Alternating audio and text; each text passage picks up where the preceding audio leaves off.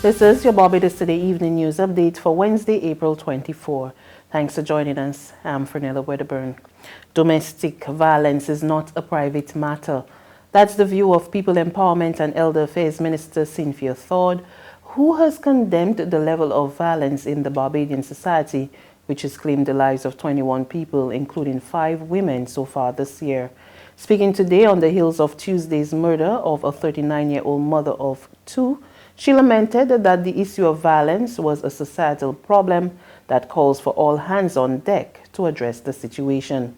According to the 2017 statistics provided by the Royal Barbados Police Force, there were 439 cases of domestic violence. 395 of these were perpetrated by male aggressors. Minister Ford urged the Barbadians not to turn a blind eye to abuse, but to seek urgent help for those affected. The University of the West Indies Cable Campus is on board with government's plans to overhaul the island's public transportation system. In fact, Principal Professor Udin Barito says they are following the conversation closely, and she's especially pleased with the plan to add electric buses to the Transport Board fleet. She says as a smart campus, Cable is ready to lend the government a helping hand as it rolled out the initiative. We look forward, therefore, to lending support to the new National Transportation Initiative by undertaking any requisite studies as it relates to the impact on the grid, geographic placement of charging ports, stations, performance over diverse terrain, battery lifespan, among other issues. In other words, I'm saying to the government too, I am volunteering my staff, even though they haven't heard it yet, to undertake the research to advise the government on the best placement of the required servicing for these new buses. But more than anything else, we want to see these new buses. This is Barbados in 2019. We are proud that we are going to have electric buses, and we want to see these electric buses modified to ensure that persons with disabilities could gain access. A tourism official is giving Sandals a chunk of the credit for the island's bumper tourism performance so far this year. Chairman of the Barbados Hotel and Tourism Association, Stephen Austin, told guests attending this year's Sandals Reunion Week last night that the island has recorded a 2.9% increase in visitors from the island's main source markets between January and March, and he believes Sandals is a major attraction. Meanwhile, General Manager of Sandals Barbados and Sandals Royal, Ramel Sobrino, is confident that the Barbados economy is on the rebound, and he says the hotel will continue to make its contribution to growth. He said the combined 552-room property has been enjoying occupancy levels of 97% between November 2018 and April this year, and forward bookings are healthy. We're talking about November, December, January, February, March, April. We have been running the hotel over a 97-98% of occupancy. I mean, that's an average, which is unbelievable. And forecasts for the oncoming month are very high as well. So for months like September, October, we already have, a view, in advance of very high occupancy, which is absolutely unbelievable and beneficial for all of us team members, and I mean, it's the numbers that we've seen going on, it's just spectacular. The Democratic Labour Party is not happy with the media's coverage of its events. In fact, the party suggests it could very well be part of a concerted effort to silence the DLP. At a news conference today, the DLP's first Vice President, Irene Sandiford Garner, lamented that certain media outlets were not covering DLP events, but she did not name the entities. Insisting that the DLP would not be silenced, she warned that the current trend was dangerous, citing recent comments made by Independent Senator Caswell Franklin. We need to understand what is happening there. You have Barbados Labour Party members, including Caswell Franklin, who said the other day that you have to weed out Dems from the civil service, a most vile and reprehensible statement, which I have not seen one person, probably besides Albert Branford, address in a democratic society. And we have to be very wary of those statements. And I would wish Caswell Franklin to come out and defend that statement, because he is a union leader, a union called the Unity Labor Union, or whatever it is he's called.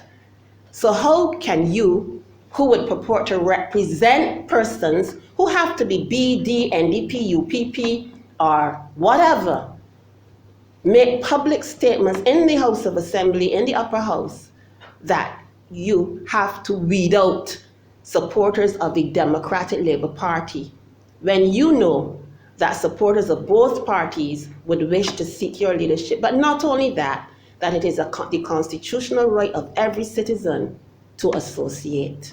The Barbados Labour Party is gearing up for its annual Heroes Picnic, and today party chairman George Paint hinted that patrons could be pleasantly surprised. Police officers, BLP officials and other stakeholders gathered at the Barclays Park for the usual site visit in preparation for the annual event, which attracts thousands.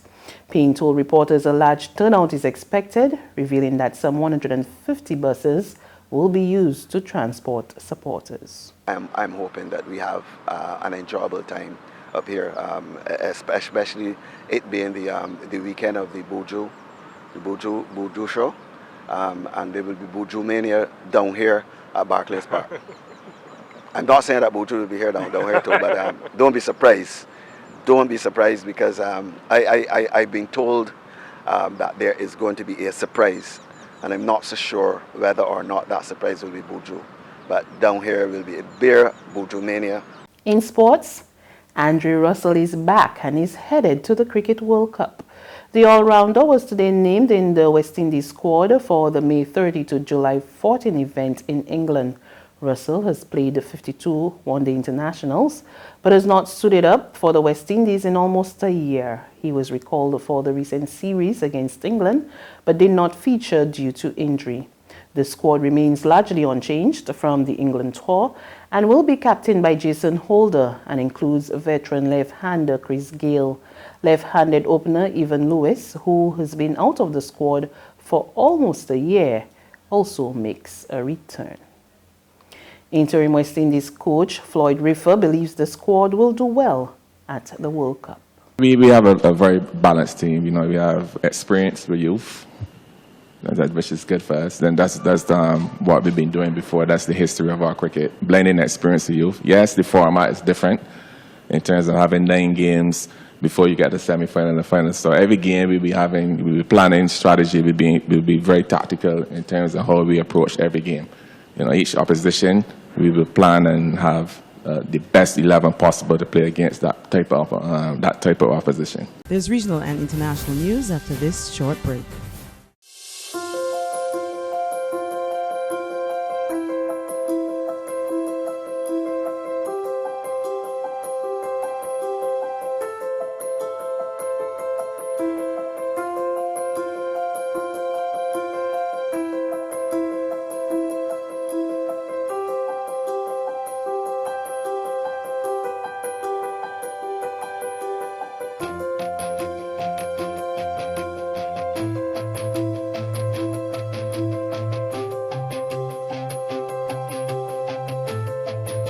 Barbados Today, news you can trust. To regional happenings, Trinidad and Tobago's police commissioner has a new plan to upgrade the island's police force. Gary Griffith told reporters today the plan will include the creation of new roles and a new Central Intelligence Bureau, all aimed at ensuring the force is effective. You will see a chief of staff, civilian. For far too long, we've had many police officers in the same police admin building and dealing with administrative matters. In modern policing, what we want is to have police officers out there doing policing and not dealing with administrative work. You will see on the extreme left, under chief of staff, all of the units below, many police officers were stationed in administrative duties.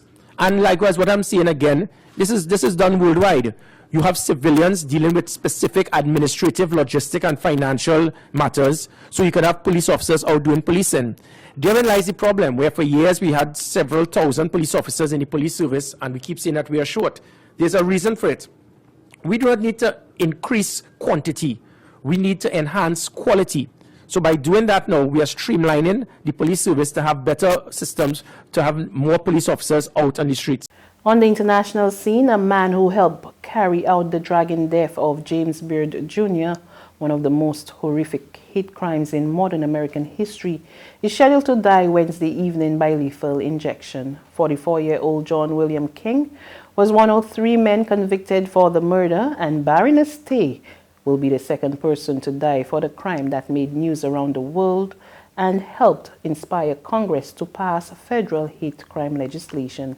Authorities said King, Lawrence Russell Brewer, and Sean Berry picked up Beard and drove him to a secluded area where they beat him and spray printed his face before tying a logging chain around his ankles and dragging him behind a pickup truck for almost 3 miles. And that's news. But for the very latest, visit our website at www.barbadostoday.bb. You can also subscribe to our e-paper, email updates, or like us on Facebook, and sign up for our breaking news alerts via WhatsApp. We're also on Izumi Media and bus terminals, as well as screenplay at supermarkets and gas stations near you. And you can also hear us on Mix 96.9 FM